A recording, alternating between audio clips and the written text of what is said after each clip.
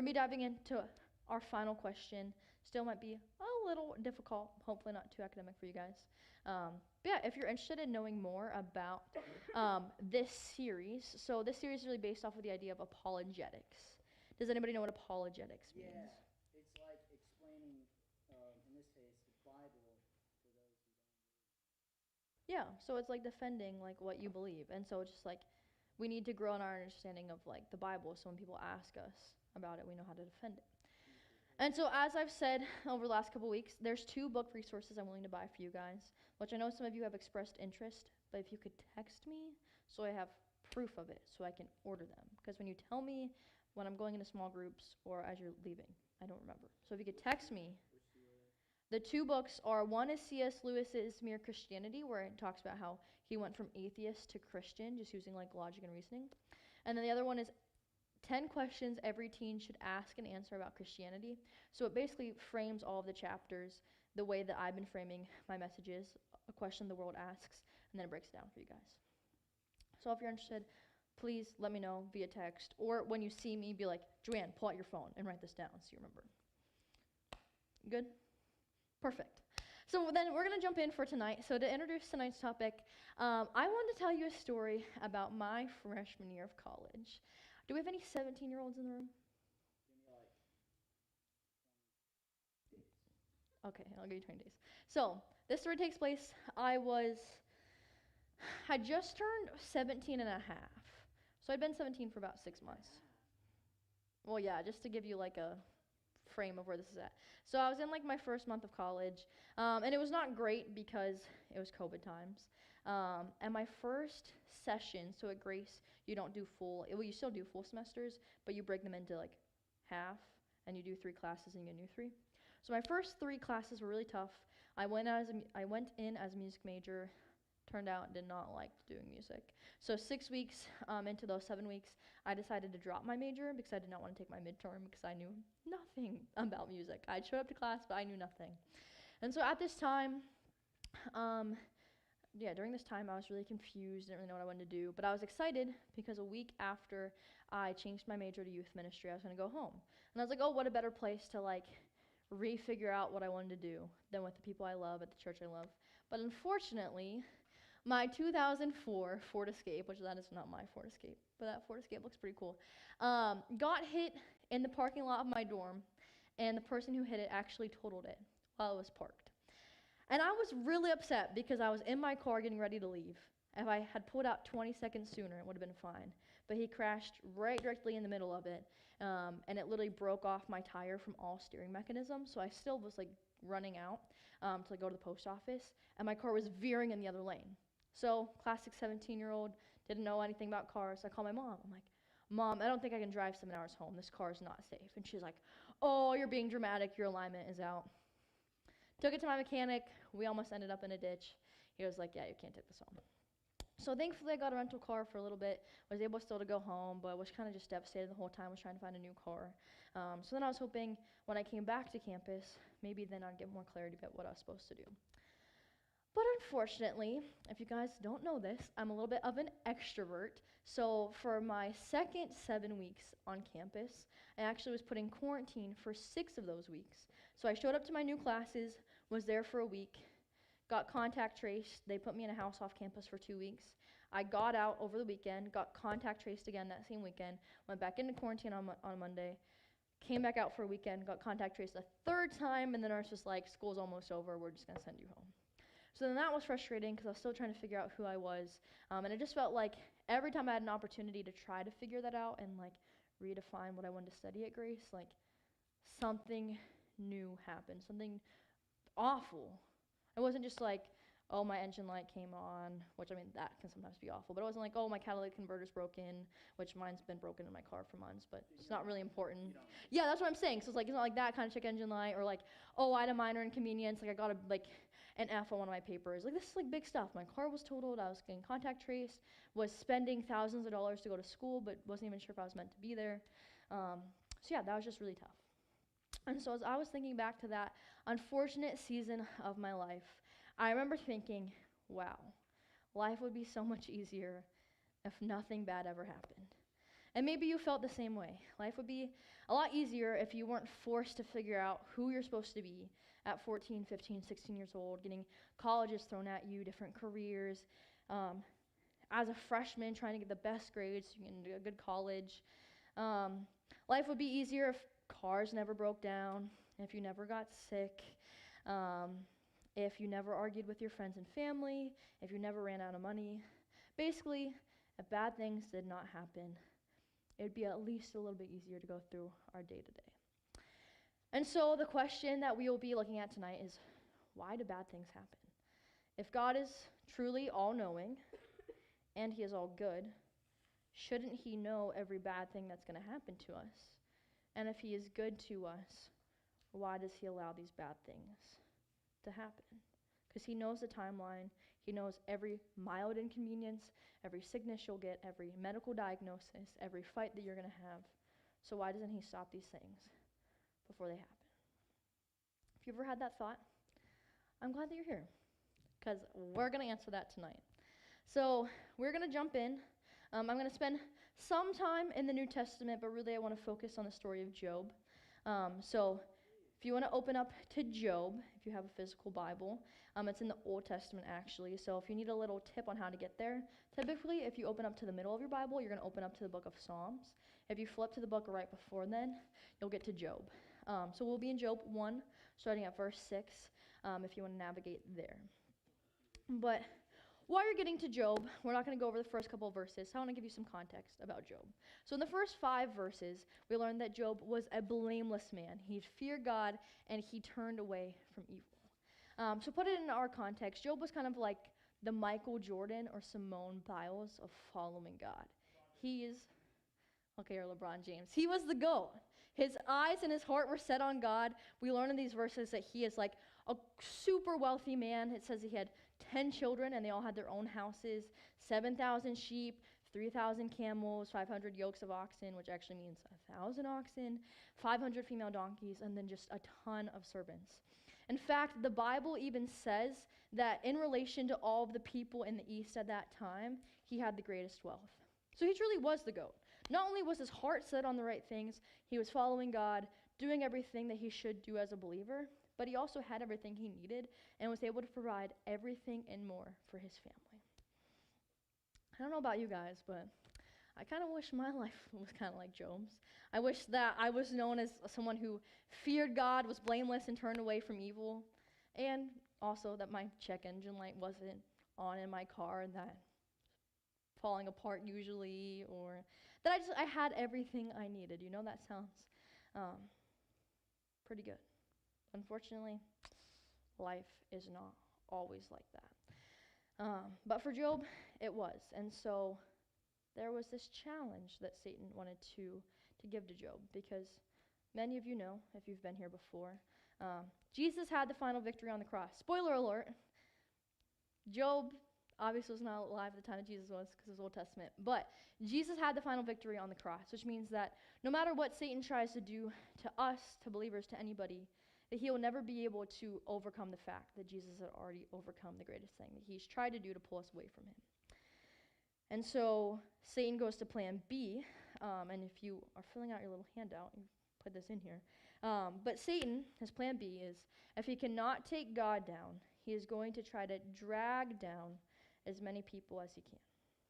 So he lies, steals, cheats, and causes all kinds of hardship for people, so that their hearts can be hardened to God and turn away from him. And this is exactly what we try to see him do in this chapter. So starting at verse 6, you can advance. Oh, whoa, it stopped. Okay. Wow, that was kind of confusing. Starting at, what? Do you want me to repeat it for you? If he cannot take God down, he's going to drag. It's the first blank. Oh, drag. Yeah, he's going to drag down. But the word before down is drag. He tries to drag. I mean, same idea. Drag. And then the other blanks are lies, steals, and cheat. Oh, I guess I have this in front of me. Oh, 1 moment. Yeah, he's going to drag down as many people as he can. He lies, steals, and cheats. Okay, perfect. Jumping into the text, starting at verse 6 through 12, says this. One day the angels came to present themselves before the Lord, and Satan also came with them. The Lord said to Satan, "Where have you come from?" Satan answered the Lord, "From roaming throughout the earth, going back and forth on it." Then the Lord said to Satan, "Have you considered my servant Job? There is no one on earth like him. He is blameless and upright, a man who fears God and shuns evil." "Does Job fear God for nothing?" Satan replied. "Have you not put a hedge around him and his household and everything he has? You have blessed the work of his hands, so that his flocks and herds are spread throughout the land. But now stretch out your hand and strike everything he has, and he surely will curse you to your face." The Lord said to Satan, "Very well, then everything he has is in your power, but on the man himself do not lay a finger." Then Satan went out from the presence of the Lord. So we see this conversation between God and Satan. Satan essentially has just been roaming around, doing whatever Satan does. We don't really know. He just wants to trip everybody up. And the Lord is like, "Satan, you got nothing on me. I'm always going to be better than you." And so at this point, God goes to prove that by putting his best in. God essentially puts in his Simone Biles, and the Lord is just like, "My hands are off. I'm going to let Job cook and show you that he's not relying on me because his circumstances are good, but because his heart is set on me." And so, yeah, Satan gives some pushback. He's like, "No, Job's only well off because you've blessed him. So, of course, he'd be all in for you." But God is like, "No, like I fully trust that Job is going to show you that he's in it for me." And so basically what Satan is doing is trying to undermine who Job is because of what he has. And so I was thinking of a local legend, heard her name still, even though the Olympics have been over for a while, Sarah Hildebrand. And so if you know anything about her, she had access to a good wrestling program, pretty good coaches, had pretty fierce competition as she was training before she went to the Olympics. However, she didn't get a gold medal because she had a good community around her. She won because she put in the hours, she put in the time. She went to various competitions. Like, she made wrestling her life, and it was her effort that she put in that got her to where she was at. Yeah, granted, she had access to nice things, and that's good. I mean, Job had access to nice things, but it's because he put in the time. He prioritized his relationship with the Lord that he was able to stand firm. And if you want an example for this, let's say, for example, if Kenny, Kale, JJ, Hank, we're just we're going to make it our life mission to see Joanne become the best Gaga ball and 9-square player. And they could spend years training me. But the reality is that even if I have the best coaches, I doesn't mean I'm going to be good. No. I mean, first of all, I'm not really athletically inclined. I mean, I literally fall out of the Gaga pit when I lose. I'm so short that I fall out of it. But also, I'm just short. And so 9-square is really not my game because I can't jump up and spike. And so even though Job had everything, even though Sarah had everything, it was And then with Sarah, in contrast to you, Coach Harper, he really liked Sarah. We don't. Okay, thanks for your commentary. Anyway, so the Lord points this out to Satan. Essentially, he's saying, look, Job isn't just good because he has the things that he wants. He has the things that he needs. But his heart is set on me. So yeah, sure, the family, the money, the livestock, the servants, that's all nice added bonus. But what God is saying is that even without it, even if you took everything away from Job, his heart would still be right with the Lord. So the Lord allows Satan to put Job to the test. So Satan was allowed to take everything away from Job except for his life, because obviously, how are you supposed to test somebody if they're dead? That doesn't make sense. So continuing on in the passage, we see this happen. Starting at verse 13, it says, "One day when Job's sons and daughters were feasting and drinking wine at the oldest brother's house, a messenger came to Job and said, 'The oxen were plowing and the donkeys were grazing nearby, and the Sabeans attacked and made off with them. They put the servants to the sword, and I am the only one who escaped to tell you.' While he was still speaking, another messenger came and said, 'The fire of God fell from the heavens and burned up the sheep and the servants, and I am the only one who escaped to tell you.' And while he was still speaking, another messenger came and said, 'The Chaldeans formed 3 raiding parties and swept down on your camels and made off with them. They put the servants to the sword, and I'm the only one who has escaped to tell you.' While he was still speaking, yet another messenger came and said, 'Your sons and daughters were feasting and drinking wine at the oldest brother's house, when suddenly a mighty wind swept in from the desert and struck the 4 corners of the house. It collapsed on them, and they are dead. And I'm the only one who escaped to tell you.' So just about everything that Job had was taken from him. all of his livestock, all of his servants, and even his own children. I know that most of us here don't have children. But imagine if everything you loved was taken away from you. Imagine if your ability to sing or your ability to play sports was taken away. Imagine if suddenly all your friends dropped you. Imagine maybe your family left you and you were left all alone. Or maybe for some of you, when it comes to this idea of suffering, you don't have to imagine these things. Maybe for one reason or another, you don't live in the same house with both of your parents because of a decision that you didn't make, but is now impacting you. Maybe some of your families are just barely scraping by financially. Maybe there was a diagnosis or a sickness in the family that took away a loved one or is causing hardship on your family that you didn't ask for, but is happening.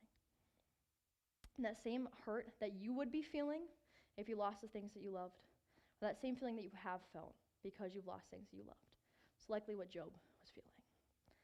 Everything he loved was lost in an instant. But even when trials come, will he be faithful? The end of the chapter says this. At this, Job got up and tore his robe and shaved his head. Then he fell to the ground in worship and said, Naked I come from my mother's womb, and naked I will depart. The Lord gave, and the Lord has taken away. May the name of the Lord be praised. In all this, Job did not sin by charging God with wrongdoing. Wow. What a humble response. I know even when mild inconveniences come my way, like my car breaks down, I'm not always quick to thank the Lord for where he has me or to praise him, even amidst trying circumstances.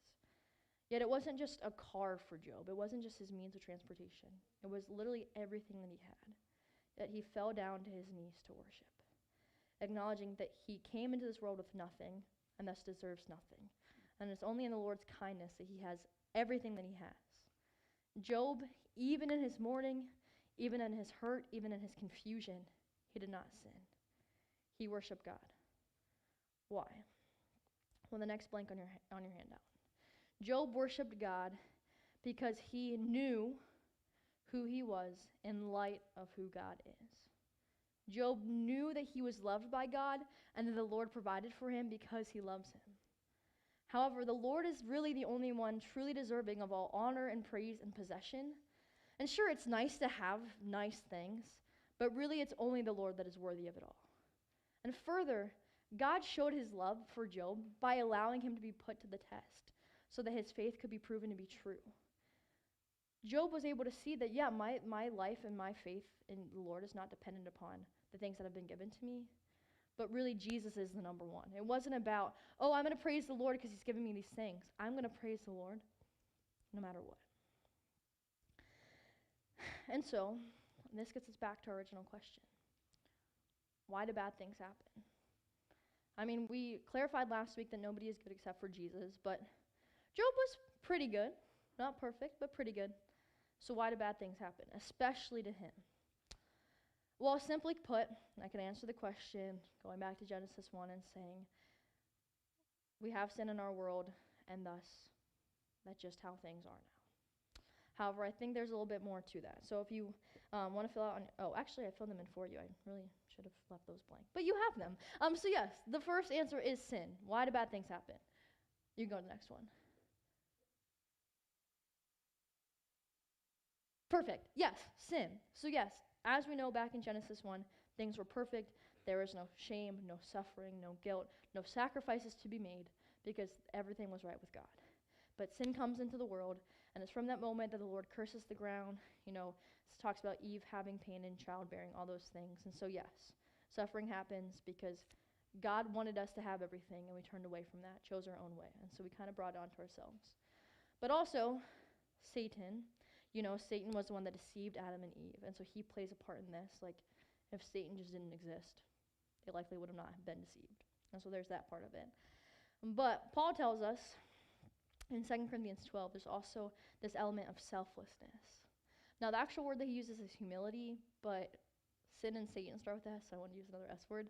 But yeah, basically this idea of in the same way that Adam and Eve became boastful and thought that they could just do things on their own way, and then clearly they couldn't because they were kicked out of the garden. The Lord, wants us to be reminded, we can't do this without him. That, we might want to try to do it on our own. And sometimes life might be really good. You might have times in your life where you're really well off. But it was the same thing with Job. He was really well off, not because of what he had done, but because of what the Lord wanted to provide for him. God knows exactly what we need, and he hates seeing his children in pain. Whether that's like a minor inconvenience because you scrape up your knee or your knuckle is playing a game, or if you're struggling to know who you are in light of who God is, or if you're struggling to fit in with school, or to know how, like, what school you want to go to for the 4 years after you graduate, if you even want to go to school after you graduate, all those sorts of things.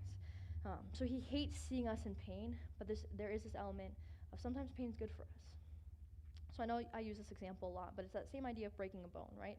Like when you break a bone, your doctor should be kind to you, be nice, minister to it, and slowly bring about healing. But also, I wish Julia was here, because I'm sure she would have a great story about this, of just like, I've seen JJ cell phone basketball. wow, thank you, Kenny. But yeah, if you break a bone, typically the healing process is long. Sometimes you might need surgery, and it's still going to hurt a little bit, but the doctor only puts you through that little bit of pain because he knows that the end result is that your ankle is going to be restored. If you don't go through a little bit of pain, you're never going to be restored. It's like if we never went through any kind of suffering, we would never know the need that we'd have for God. Like if everything was always perfect and fine and dandy for us, it'd be like, okay, why? Like why would we need God? But it's like, I mean, even when things are fine and dandy with us, like think about it, like the breath in your lungs, the food that you have to eat, like all those things are provided to you because the Lord wants you to have those things because he cares about you. And so in the same way a doctor would minister to your needs if you physically need it, in the same way our great physician, Jesus, knows exactly what we need. And in order to continually rely and seek him and his will for our life, that's what we need. We need his help. Like if we want to know what he wants for us, we have to follow after him. And sometimes what we need is his grace. We need the forgiveness of our sins, the community of those around us, and sometimes just little blessings. Like, Starbucks, huge blessing in my life. I went home for the 2 hours I have off on a Sunday, fell asleep, woke up at just the right time, was very sleepy. Thankfully, the Lord gave me money so I could go to Starbucks and get some caffeine in me. Sometimes, we need that grace of caffeine, forgiveness, same thing. Not really, but you know what I'm saying. But sometimes we also need the truth that we are dependent upon him, and that every single thing that we have, no matter how much we think we've put in to obtain it, comes from him. And while suffering hurts, Jesus can work it out for your good and his glory. And those are the next blanks on your handout. So yeah, and you want to talk about bad things happening. I mean, really to go back to the original question. Romans 8:28, and we know that for those who love God, all things will work out for good for those who are called according to his purpose. Yeah, for your good, his glory. But if we want to go back to the original question, why do bad things happen to good people? Well, bad things don't happen to good people. One bad thing happened to one good person, and that is the fact that Jesus was good. He never had pride, was never conceited, never lied, never chose his own way, was always obedient to the Father, even to the point of death, that he could have called down angels to save him, but he didn't. And so I just want to read a little passage for you guys, and then I want to give you some minutes to reflect on this, and then we'll break up into small groups. But in Isaiah, starting at chapter 52, towards the end of the chapter, starting in verse 13, this is Isaiah's prophecy about what Jesus would do. Behold, my servant, who is Jesus, shall act wisely. He shall be high and lifted up and shall be exalted. As many were astonished at you, his appearance was so marred beyond human semblance, and his form beyond that of the children of mankind. So he shall sprinkle many nations. Kings shall shut their mouths because of him, for that which has not been told they see, and that which they have not heard they understand. Who has believed what he has heard from us? And to whom has the arm of the Lord been revealed? For he grew up before him like a young plant, and like a root out of dry ground. Jesus had no form of majesty that we should look at him, and no beauty that we should desire him. He was despised and rejected by men, a man of sorrows and acquainted with grief, and as of one from whom men hid their faces. He was despised, and we esteemed him not. Surely he has borne our griefs and carried our sorrows. Yet we esteemed him stricken, smitten by God and afflicted. But he was pierced for our transgressions. He was crushed for our iniquities. Upon him was the chastisement that brought us peace, and with his wounds we are healed. All we like sheep have gone astray. We have turned everyone to his own way, and the Lord has laid on him the iniquity of us all. He was oppressed and he was afflicted, yet he opened not his mouth. Like a lamb that is led to the slaughter, like a sheep that before its shearers is silent, so he not opened his mouth. By oppression and judgment he was taken away, and as for his generation who was considered, that he was cut out of the land of the living, stricken for the transgression of my people. And they made his grave with the wicked, and with a rich man in his death, although he had done no violence, and there was no deceit in his mouth. Yet it was the will of the Lord to crush him. He has put him to grief. While his soul makes an offering for guilt, he shall see his offspring, he shall prolong his days. The will of the Lord shall prosper in his hand. Out of the anguish of his soul he shall see and be satisfied. By his knowledge shall the righteous one, my servant, make many to be accounted righteous, and he shall bear their iniquities. And therefore I will divide a portion with the many, and he shall divide the spoil with the strong, because he poured out his soul to death and was numbered with the transgressors. Yet he bore the sin of many and makes intercession for the transgressors. Jesus, who knew no sin, never needed to know hunger, fatigue, pain, tears, anything. The one who could have been content sitting on the throne being worshipped from eternity into eternity, stepped into our mess, took our sin, our pain, and willingly suffered for us. The world wants to challenge your faith by asking you, why do bad things happen to good people? Point them to Jesus, the worst thing that happened to the only one who was ever truly good. And why did bad things happen to the one that was good? Because he loved us enough to endure the shame and the pain of death that we might be reunited to the Father. And so, unfortunately, our game took a little bit too long, so we won't have time for the activity. But if there's a closing point that I want you guys to have before we jump into small groups, is that I don't know about y'all, but I much rather would endure COVID, quarantines, car breakdowns, and all the other challenges that came my way will come my way, because I know that Jesus took the hardship that was truly meant for me. He took the charge that I was owed and willfully hung on the cross so that I may be forgiven. So, like Job, Satan can try his best, but I'll be sold out for Jesus because he has given me all that I need. And may we never forget who we are in light of what Jesus did for us. And so I want you guys to break up into small groups. But yeah, we're a little limited on time. So if there's anything that you talk about, I really would love you guys to talk about that third question. What weight have you been carrying that you need to lay at the Father's feet this week?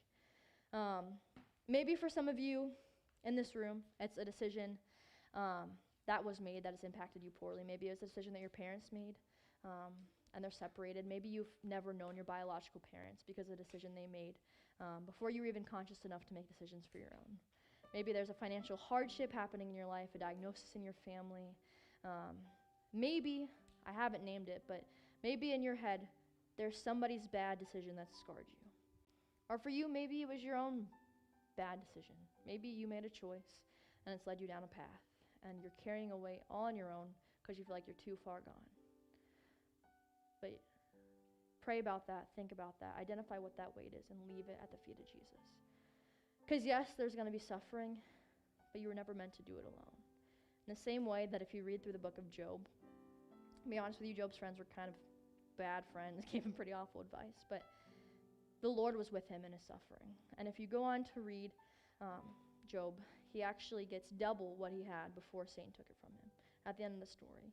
And that's not some kind of reward from the Lord because he did good, because the Lord doesn't just give us things because we're good people, but it's because the Lord cares about Job. And Job went through the testing, and the Lord just wanted to bless him for the fact that he stood firm. So yeah, as you guys go into small groups, just think about what's that area in your life that you just need to confess. Like, Heavenly Father, like, Dad, I need you.